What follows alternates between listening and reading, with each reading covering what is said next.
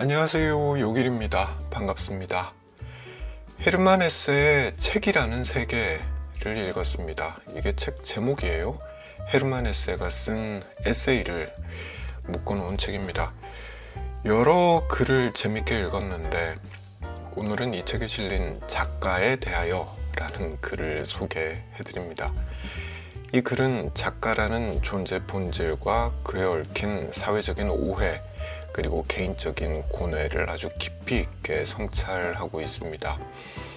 이 글은 1909년에 쓰여졌는데요. 특히 작가라는 직업을 둘러싼 인식이 굉장히 흥미롭더라고요. 그 내용을 이야기해 보겠습니다.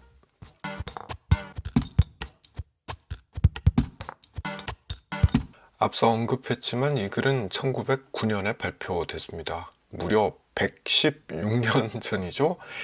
그러니까 지금과는 상황이 많이 다릅니다. 예를 들어서 지금은 작가를 엄연한 직업으로 받아들이죠. 하지만 100년 전에는 헤세는 그렇게 생각하지 않았던 것 같습니다. 헤세는 작가를 직업으로 여기기 어려운 이유를 이렇게 설명하고 있습니다. 글쓰기란 외부의 강제가 아니라 내면의 필요에서 비롯되는 것이기 때문에 규칙적인 노동으로 보기 어렵다라는 거죠. 글쓰기란 자발성의 영역이라는 뜻입니다.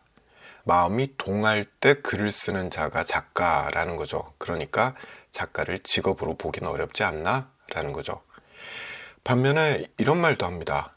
작가가 글을 써서 생계를 유지한다는 점에서 직업이라고 볼 수도 있지만 편한 시간에 기분 따라 쓰는 일이기에 한량 또는 백수처럼 보이기 쉽다라는 거죠. 그때도 물론 글을 써서 돈을 벌어 먹고 사는 사람들이 당연히 있었습니다. 그렇지만 이들이 9시 출근, 6시 퇴근하는 삶을 살지는 않았다는 거죠. 보기에 따라서는 한량이나 백수처럼 보이는 자가 작가일 수 있고, 그러니 이들의 일은 생계를 위한 것이라기보다는 예술의 영역에 가깝다라고 생각했던 게 아닌가 싶습니다. 그리고 헤세는 자유작가라는 개념도 사용하고 있는데요.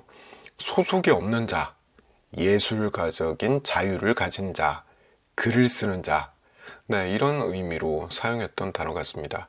헤세는 말합니다. 이 자유작가는 고용된 언론인도 아니고, 그러니까 기자를 뜻하는 거죠. 고용된 언론인도 아니고 경제적 걱정이 없는 귀족도 아니기 때문에 어정쩡한 위치에 놓여 있다. 이렇게 말합니다. 어정쩡하다라는 건 이도 저도 아니다라는 뜻이죠. 다시 말하자면 아무리 봐도 작가가 직업은 아닌 것 같다라는 말로 들리죠. 잠시 정리를 해보겠습니다. 헤세는 작가를 직업이라고 규정하는 것에 대해서 강한 회의를 드러냅니다. 왜 그러냐? 첫째, 외부 강제 없이 하는 활동이라는 거죠. 이렇게 이야기합니다. 사실 외부에 아무런 강제 없이 문학이라 통칭하는 글을 간간히 써서는 생업이 될 수 없다. 네, 맞는 말이죠. 둘째, 정기성과 생산성이 부재하다라는 겁니다. 작가는 정해진 시간에 출근하거나 월급을 받지 않고요. 상품처럼 일정한 속도로 글을 생산할 수도 없습니다. 그러니까 정기성과 생산성이 부재하다라고 말할 수 있는 거죠. 셋째, 자유작가는 실은 한량이거나 백수에 가깝다. 앞서 했던 말인데 굉장히 냉소적이죠. 이렇게 이야기합니다. 생계 걱정이 없는 백수나 한량이어야 자유작가로 존재할 수 있다라는 거죠. 그래서 이러한 이유들로 인해서 작가는 노동과는 다른 차원의 활동을 하는 사람이고 그 자체로 시장적인 의미의 직업 분류에 넣기는 어렵다라는 뜻입니다.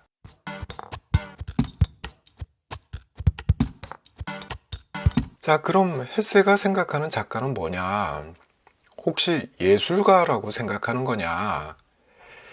네, 부분적으로는 그런 것 같습니다. 헤세는 작가를 창작을 통해서 자기 존재를 실현하고 진실을 탐색하며 인간의 내면을 드러내는 존재로 보고 있습니다. 이런 면에서 작가는 화가나 음악가 같은 예술가의 한 분류로 이해할 수 있는 거죠.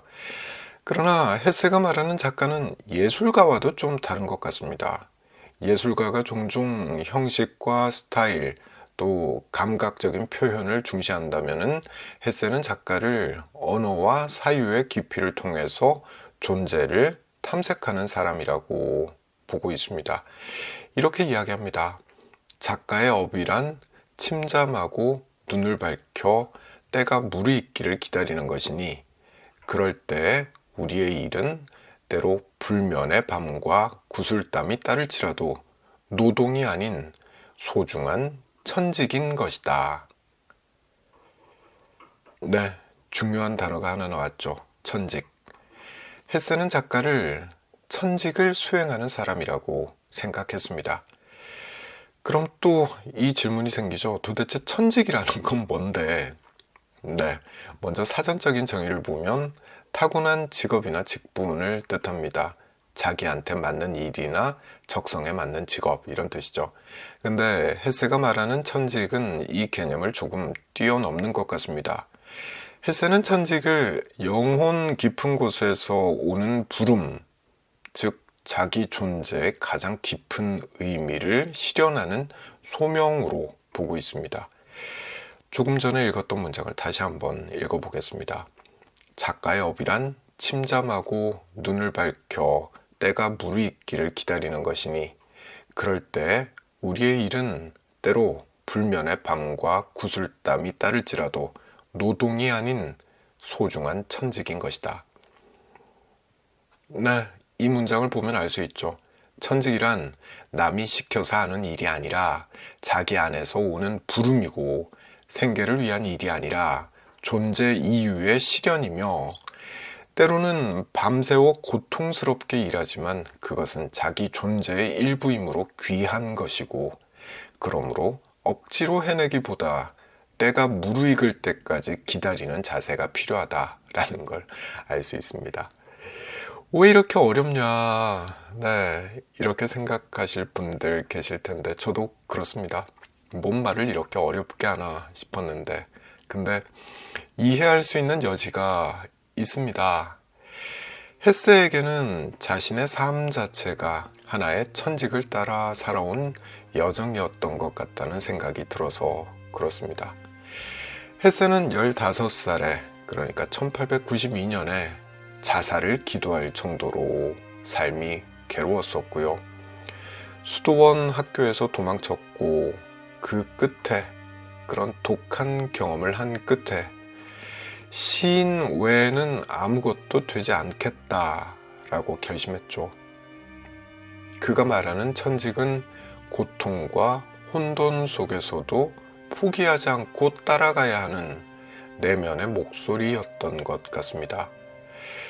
그러니 헤세에게 천직이란 자기 안에서 불붙는 어떤 부름에 응답하며 살아가는 방식인 거죠. 그것은 하는 일이 아니라 어떻게 존재할 것인가에 관한 질문이라고도 말할 수 있겠습니다. 이런 맥락에서 볼 때 헤세에게 작가란 그저 글을 쓰는 사람이 아니라 자신의 천직에 응답하며 살아가는 사람이었던 거고요. 그런 의미에서 헤르만 헤세는 천직에 응답하며 살았던 삶 자체가 예술이었던 작가라고 말해도 되지 않을까 싶습니다.